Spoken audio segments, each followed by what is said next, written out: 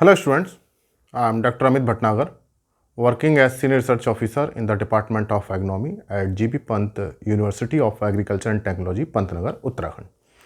And today in this lecture we will discuss about crop water use efficiency and field water use efficiency. What are these two terms and how these are calculated? तो आज हम इसके बारे में जानेंगे कि crop water use efficiency क्या होती है।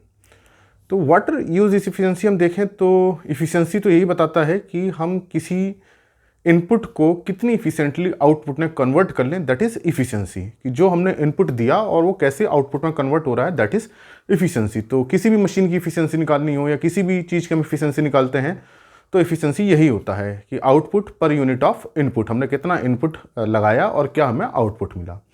तो एग्रीकल्चर में या क्रॉप प्रोडक्शन में आउटपुट हमारा इकोनॉमिक यील्ड है। इकोनॉमिक यील्ड, मैं ग्रेन यील्ड इसलिए नहीं कह रहा हूँ, मैं इकोनॉमिक यील्ड इसलिए कह रहा हूँ कि जो पार्ट हम इकोनॉमिकली यूज़ कर रहे हैं, बेचने के लिए यूज़ कर रहे हैं या खाने के लिए यूज़ कर रहे हैं, जैसे कि सीरियल्स हैं, तो सीरियल्स हैं या पल्सेज हैं, उसमें तो ग्रेन ही है इकोनॉमिक यूज़। लेकिन अगर हम शुगर केन की बात करें तो उसमें इकोनॉमिक यूज़ जो है उसका जूस है, शुगर केन स्टॉक है जिससे कि शुगर बनती है। इसी तरह से पोटैटो में इकोनॉमिक जो यील्ड है या इकोनॉमिक प्रोडक्ट है वो उसके ट्यूबर हैं, जो आलू हैं। अगर हम वेजिटेबल्स को लें तो उसमें सीड नहीं है, उसके फ्रूट्स हैं। तो इकोनॉमिक जो पार्ट है वो हर क्रॉप का क्या रहता है, अलग अलग रहता है। तो जब हम क्रॉप वाटर यूज इफिशिएंसी की जब हम स्टडी करते हैं तो हम ये देखते हैं कि हमारा आउटपुट क्या है। तो हमारा आउटपुट उसका इकोनॉमिक प्रोडक्ट है। सीरियल्स हैं, फील्ड क्रॉप्स हैं तो वो ग्रेन रहेगा, और अगर शुगर केन है तो शुगर रहेगी, और ऑयल सीड क्रॉप है तो कितना हमें ऑयल कंटेंट मिल गया वो रहेगा। पोटैटो हम ले रहे हैं तो ट्यूबर रहेगा। तो ये तो आया इकोनॉमिक प्रोडक्ट, ये आउटपुट हुआ। अब इनपुट हम क्या है, इनपुट हमारा न्यूट्रिएंट भी हो सकता है, इनपुट वाटर भी है, इनपुट जो है वैरायटी भी है, इनपुट सोलर रेडिएशन भी है, कई तरह के इनपुट्स हैं। तो लेकिन हम यहाँ बात कर रहे हैं क्रॉप वाटर यूज इफिशिएंसी की, तो डेफिनेटली जो इनपुट है वो वाटर है। तो हम अगर वाटर यूज इफिशिएंसी की बात करें तो सिंपल टर्म्स में वाटर यूज इफिशिएंसी, जिसे हम WUE कहते हैं, ये क्या हो जाएगा, इकोनॉमिक प्रोडक्ट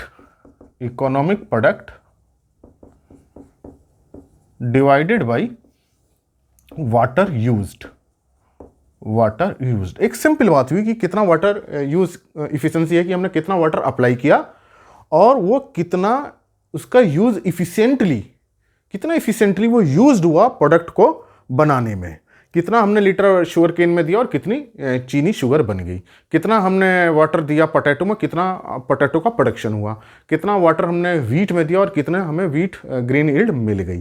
तो सिंपल ये होगा वाटर इफिशिएंसी, मतलब कि how efficiently water is converted into economic product. तो अगर हम क्रॉप वाटर यूज इफिशिएंसी की बात करें, क्रॉप वाटर यूज इफिशिएंसी, तो क्या होगा, इकोनॉमिक प्रोडक्ट होगा, मतलब कि यील्ड होगी।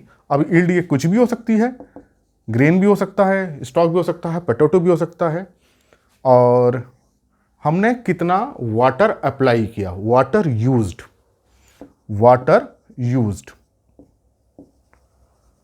अब देखिए, जो क्रॉप में हम जब इरिगेशन देते हैं, वो हम जो इरिगेशन देते हैं उसकी ईटी डिमांड के अनुसार कि उसमें कितनी ईटी हुई है या हमने कितना इरिगेशन अप्लाई किया है। तो जो इरिगेशन का जो कंसेप्ट है वो ईटी बेस्ड है, कंजम्पटिव यूज बेस्ड है। तो यील्ड, इसका मतलब कि जो यील्ड है वो डिवाइडेड बाय ईटी, कितना क्रॉप में ईटी में वाटर यूज हुआ है। अगर हमने इरिगेशन दिया होगा जितना हमने, अगर इरिगेशन का हमें डेप्थ पता है तो हम फिर इरिगेशन डेप्थ से डिवाइड कर देंगे। तो जनरली ईटी पे कैलकुलेशंस रहती हैं तो हम ईटी को यूज करते हैं। अब क्रॉप में एवापोरेशन हुआ, क्रॉप से ट्रांसपिरेशन हुआ और सॉइल से एवापोरेशन हुआ।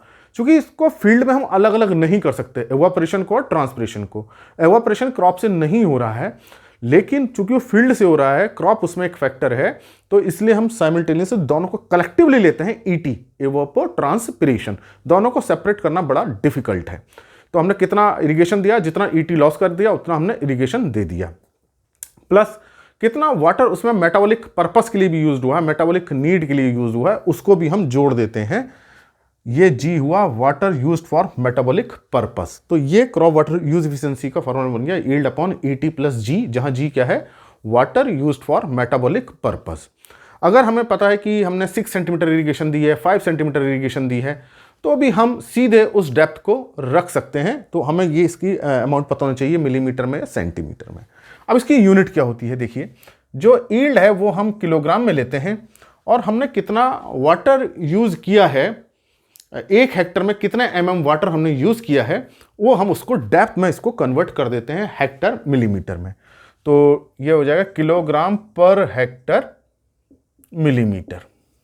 ये इसकी यूनिट है। जो हम इरिगेशन या जो भी रहता है हम उसको मिलीमीटर में इसको रखते हैं, सेंटीमीटर में रख सकते हैं, लेकिन जो हम रखते हैं किलोग्राम पर हेक्टर मिलीमीटर में। ये होगा क्रॉप वाटर यूज इफिशियंसी। तो ये कंजम्पटिव यूज भी हम मान सकते हैं इसको कि कितना यूज हुआ है कंजम्पशन में, उसके कंजम्पटिव पर्पस में। दूसरा होता है field water use efficiency, field और वाटर यूज इफिशियंसी। तो देखिए फील्ड का मतलब हमारा क्रॉप फील्ड से ही है, जिस फील्ड में हम क्रॉप उगा रहे हैं, तो हमारा जो आउटपुट है वो यील्ड ही है। और जो वाटर, ये भी वाटर यूज्ड है, ये भी वाटर यूज्ड है, फार्मूला सेम रहेगा। तो यील्ड, लेकिन यहाँ जो वाटर यूज्ड हुआ है फील्ड में, क्योंकि जब हम फील्ड में इरिगेशन देते हैं तो कुछ पर्कुलेशन लॉस भी होता है। जितना हम इरिगेशन देते हैं उतना फील्ड में नहीं रहता है, कुछ उसके लॉस भी हो जाते हैं। तो अब हमें क्या करना पड़ेगा, इसमें लॉस को जोड़ना पड़ेगा। तो जो लॉस होता है वो डीप पर्कुलेशन लॉस होता है। मतलब डीप पर्कुलेशन लॉस ये है कि जब वाटर देते हैं तो रूट जोन जो होती है, रूट जोन से नीचे भी पानी चला जाता है, वाटर चला जाता है, फिर वो आता नहीं है, तो वो यूज नहीं हो पाता है। तो हमने इरिगेशन तो दी, लेकिन वो डीप पर्कुलेशन लॉस हो गया और वो टोटल वाटर में तो काउंट हो रहा है, लेकिन फिर से क्रॉप में यूज नहीं हो रहा है। तो चूंकि हमने टोटल वाटर दिया है, इसलिए हम उसको पूरा कंसिडर करते हैं फील्ड वाटर यूज इफिशियंसी में। तो ये हो जाएगा ET plus water use for metabolic purpose plus D percolation loss, मतलब लॉस हमने जोड़ दिए। जब हम क्रॉप वाटर यूज इफिशियंसी निकालते हैं तो हम केवल इरिगेशन डेप्थ देखते हैं या ईटी देखते हैं कितना हुआ है, लेकिन जब फील्ड वाटर पे हम यूज इफिशियंसी देखते हैं तो हम उसमें जो लॉसेस को भी इंक्लूड करते हैं। तो ये फॉर्मूला है, इसका भी यूनिट क्या रहेगी, किलोग्राम पर हेक्टर मिलीमीटर रहती है। अब हम 2-3 इसके न्यूमेरिकल्स कर लेते हैं कि इसको कैसे कैलकुलेट किया जाता है। और ये न्यूमेरिकल्स इन जनरल एग्जामिनेशंस में आते हैं, बहुत छोटे एग्जाम्पल होते हैं। ये मैं इसी बुक से कर रहा हूँ, mathematical agriculture concept and numericals. ये क्वेश्चन 1 देख लेते हैं इसका। द ग्रेन यील्ड ऑफ मेज वाज 5000 kg पर हेक्टर। तो जो यील्ड है मेज की, that is 5000 kg per hectare. ये कुंटल में भी दे सकते हैं, तो उसको हमें केजी में कन्वर्ट करना पड़ेगा, या टन में दिया है तो भी उसे केजी में कन्वर्ट करना पड़ेगा, क्योंकि जो स्टैंडर्ड यूनिट है वो केजी में है। And ET was 40 centimetre, ET was 40 centimetre. जो इवापोट्रांसपिरेशन हुआ उस क्रॉप में 40 सेंटीमीटर था। तो इसको कन्वर्ट करेंगे हम मिलीमीटर में, तो 400 मिलीमीटर। तो 1 सेंटीमीटर में 10 मिलीमीटर होते हैं, तो इसको हम कन्वर्ट कर लेंगे 1 centimetre is equal to 10 millimetre. Okay, तो जो वाटर यूज इफिशियंसी आएगी, maize water use efficiency, yield upon ET, yield upon ET, yield कितना है 5000 और ईटी इज 400। इसको 40 हम नहीं रखेंगे क्योंकि हमको सेंटीमीटर को मिलीमीटर में कन्वर्ट करना है स्टैंडर्ड यूनिट में लाने के लिए। तो इसका मैं वैल्यू यहीं से बुक से लिख दे रहा हूँ, is 12.5 kilogram per hectare millimetre. इसका मतलब ये हुआ कि हम जब 1 हेक्टर एरिया में 1 मिलीमीटर इरिगेशन देते हैं या 1 मिलीमीटर का ईटी लॉस होता है, तब 12.5 kg यील्ड प्रोड्यूस होती है। तो इसका मतलब ये हुआ। अगर ये 10 kg पर हेक्टर मिलीमीटर होता तो इसका मतलब है कि 1 हेक्टर एरिया में 1 मिलीमीटर इरिगेशन देने पर 10 kg यील्ड प्रोड्यूस हुई। तो यहाँ पे ये फिक्स है कि 1 हेक्टर एरिया में 1 मिलीमीटर इरिगेशन देनी है और यहाँ से कितनी यील्ड आएगी। तो यही जो है क्रॉप वाटर यूज इफिशियंसी बन जाती है। तो वाटर यूज इफिशियंसी से हमें यह पता चल जाता है कि 1 हेक्टर एरिया में 1 मिलीमीटर इरिगेशन से या 1 मिलीमीटर ईटी लॉस होने से कितना यील्ड प्रोड्यूस हो रहा है या कितना इकोनॉमिक प्रोड्यूस हो रहा है। तो ये यूज इफिशियंसी होती है। इसके और क्वेश्चंस भी कर लेते हैं। आपके लिए हेल्पफुल रहेंगे ये क्वेश्चंस। और बहुत छोटे क्वेश्चंस होते हैं, ये 1 या 2 लाइन में निकल आते हैं।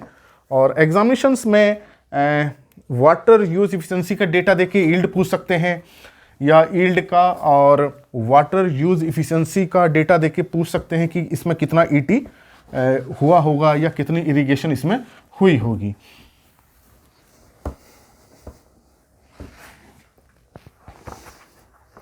इसके और क्वेश्चंस कर लेते हैं ताकि आपको और क्लियरिटी हो जाए।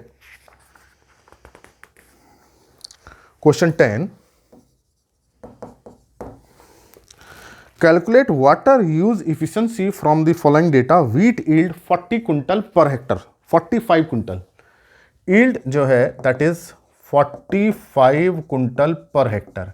तो देखिए यहाँ सतर्क हो जाइए, बिल्कुल ध्यान दीजिए, ये कुंटल पर हेक्टर में दी है तो इसको कन्वर्ट करना पड़ेगा हमें केजी पर हेक्टर में। तो 1 quintal is equal to 100 KG, तो ये हो जाएगा 4500 केजी पर hectare. And water required for ET 600 mm, ET is equal to 600 mm। ठीक है, mm में दिया है, ठीक है। And water required for metabolic need, जो मेटाबॉलिक नीड है that is G is equal to 5 mm। Then calculate water use efficiency, तो जो इसकी वाटर यूज इफिशिएंसी होगी वीट की यील्ड अपॉन, यहां देखिए मेटाबॉलिक नीड भी दिया है तो ये यहां जुड़ेगा, अगर नहीं दिया होता तो नहीं जोड़ते। तो यील्ड इज 4500 और 600 प्लस 5, तो 4500 डिवाइडेड बाय 605। मैं इसकी सीधे वैल्यू लिख दे रहा हूं यहां से 7.44 केजी पर हेक्टर मिलीमीटर। तो इसका मतलब यह हुआ कि 1 हेक्टर एरिया में 1 मिलीमीटर वाटर जब यूज हो रहा है through ET and metabolic need, तब 7.44 केजी ग्रेन यील्ड व्हीट की प्रोड्यूस हो रही है। तो ये वाटर यूज इफिशिएंसी, जितना क्रॉप प्रोडक्शन बढ़ेगा उतनी ही वाटर यूज इफिशिएंसी बढ़ेगी। तो वाटर यूज इफिशिएंसी बढ़ाने के लिए या तो हम यील्ड को बढ़ाएं या सेम अमाउंट ऑफ वाटर को हम क्या करें, जो वाटर यूज हो रहा है उसको कम करें किसी भी तरीके से। अगर हम वाटर की क्वांटिटी कम नहीं कर पा रहे हैं तो सेम अमाउंट ऑफ वाटर से हम यील्ड को बढ़ाएं। तो हम वाटर यूज इफिशिएंसी को इन 2 तरीके से बढ़ा सकते हैं, या तो यील्ड का लेवल बढ़ा दें, कोई वैरायटी चेंज कर लें, या मैनेजमेंट प्रैक्टिस से यील्ड बढ़ा लें क्योंकि वाटर तो उतना ही लॉस कर रहा है, या वाटर के लॉस को हम कम करें थ्रू इरिगेशन कम करें, या मल्च के थ्रू कम करें, या दूसरे एग्नोमिक मैनिपुलेशन से इसको हम कम करें। ये पूरा सेपरेट चैप्टर है कि कैसे वाटर यूज इफिशिएंसी बढ़ाई जाती है। तो आपको समझ में आ गया होगा कैसे इसको हम बढ़ा सकते हैं, या तो यील्ड को बढ़ा करके या फिर इस को जो ईटी हो रही है उसको कम करके। एक क्वेश्चन और कर लेते हैं इसमें से, आपको और क्लियरिटी हो जाएगी। Question number 11, in 1 hectare area to grow rice water required for ET was 120 centimeter. 1 hectare area में राइस को ग्रो करने के लिए ईटी था 120 सेंटीमीटर। देखिए सेंटीमीटर में है, इसको हमें तुरंत कन्वर्ट करना पड़ेगा मिलीमीटर में। ये गलती आप मत कीजिएगा, तुरंत आप इसको मिलीमीटर में कन्वर्ट कर लीजिएगा। And metabolic purpose was 10 millimetre. Metabolic जो उसके अंदर हो रही है प्रोसेस, उसमें जो वाटर रिक्वायर्ड है वो 10 मिलीमीटर है। Deep percolation loss was 40 centimetre. Deep percolation loss was 40 centimetre, तो इसको कन्वर्ट करना पड़ेगा फिर मिलीमीटर में, तो 400 millimetre. Calculate field water use efficiency if rice production was 50 quintal per hectare. जो यील्ड है, यील्ड इज 50 कुंटल। 50 कुंटल। अब देखिए एरिया इन्होंने दिया है 1 हेक्टर, तो ये कुंटल पर हेक्टर अपने आप हो गई। अगर ये 2 हेक्टर में दिया होता और ये वैल्यू 1 हेक्टर की दी होती तो फिर यील्ड को हमें पर हेक्टर में कन्वर्ट करना पड़ता। अब ये 50 कुंटल है और 1 हेक्टर उन्होंने पहले ही बोल रखा है क्वेश्चन में, तो 50 कुंटल कन्वर्ट करेंगे 100 से मल्टीप्लाई करके, देन इट इज केजी। तो इसमें हम 2 तरीके से निकाल सकते हैं, क्रॉप वाटर यूज इफिशिएंसी भी निकाल सकते हैं और फील्ड वाटर यूज इफिशिएंसी भी निकाल सकते हैं। क्रॉप वाटर इफिशिएंसी में केवल ईटी और जी यूज होगा, जबकि फील्ड वाटर इफिशिएंसी में डी भी यूज होगा। तो यहां पूछा गया है field water use efficiency, field water use efficiency. तो ये हो जाएगा यील्ड अपॉन ईटी प्लस जी प्लस डी। ओके, तो ये देखिए ये 100 से मल्टीप्लाई नहीं होते हैं ये फार्मूले वाटर यूज इफिशिएंसी वाले। तो यील्ड कितना हो जाएगा 5000, ET 1200 plus G 10 plus deep percolation 400, तो 5000 डिवाइडेड बाई 1610 और ये वैल्यू आ जाएगी 3.106 किलोग्राम पर हेक्टर मिलीमीटर। तो इसका मतलब राइस में 1 हेक्टर एरिया में 1 मिलीमीटर वाटर देने पे या वाटर लॉस होने पे 3.1 केजी ग्रेन यील्ड मिलती है। और राइस की वाटर यूज इफिशिएंसी सभी क्रॉप्स में सबसे कम है। Lowest water use efficiency rice में होती है क्योंकि इसमें बहुत वाटर लगता है। देखिए 120 सेंटीमीटर 1200 mm वाटर, किसी भी क्रॉप का ऑलमोस्ट डबल है। तो जनरली 400 500 और तक वाटर लगता है, तो ट्रिपल तक जा रहा है, 2-2.5 गुने से भी ज़्यादा हो रहा है। तो राइस की वाटर यूज इफिशिएंसी सबसे कम है। तो आपको 2-3 चीज़ों पर ध्यान देना है कि हमको वैल्यू यील्ड की किलोग्राम में रखनी है और वाटर जो है वो मिलीमीटर में रखना है। तो अगर इरिगेशन डेप्थ दिया हो ईटी की जगह कि इतना इरिगेशन दिया गया कि 1200 सेंटीमीटर 120 सेंटीमीटर इरिगेशन दी गई, तो फिर हम इरिगेशन डेप्थ यहाँ रख लेंगे। तो इन जनरल डेटा में ईटी दिया होता है तो हम ईटी की with the help of ET हम कैलकुलेट करते हैं। हमें अगर इरिगेशन वाटर यूज इफिशिएंसी निकालनी हो तो हम फिर यहाँ इरिगेशन की वैल्यू रखेंगे, ईटी की वैल्यू नहीं रखेंगे। तो कभी कभी irrigation water use efficiency with the help of ये भी पूछी जा सकती है। तो बात वही आएगी, आप इस तरीके से कैलकुलेट कीजिए तो आपको समझ में आ गया होगा कि क्रॉप वाटर यूज इफिशिएंसी क्या होती है और इसका क्या मतलब होता है। इसका मतलब ये होता है कि 1 हेक्टर एरिया में अगर हम 1 मिलीमीटर डेप्थ का ईटी लॉस हो रहा है तो उसमें उस ईटी लॉस होने से कितना यील्ड प्रोड्यूस हो रही है, या 1 मिलीमीटर हम अगर इरिगेशन कर देते उस ईटी की बजाय तो कितनी यील्ड प्रोड्यूस होती। तो ये लेक्चर आपको अच्छा लगा हो तो इसे लाइक करें और स्टूडेंट्स का शेयर करें। अगर चैनल सब्सक्राइब नहीं किया है तो सब्सक्राइब करें। Thank you very much.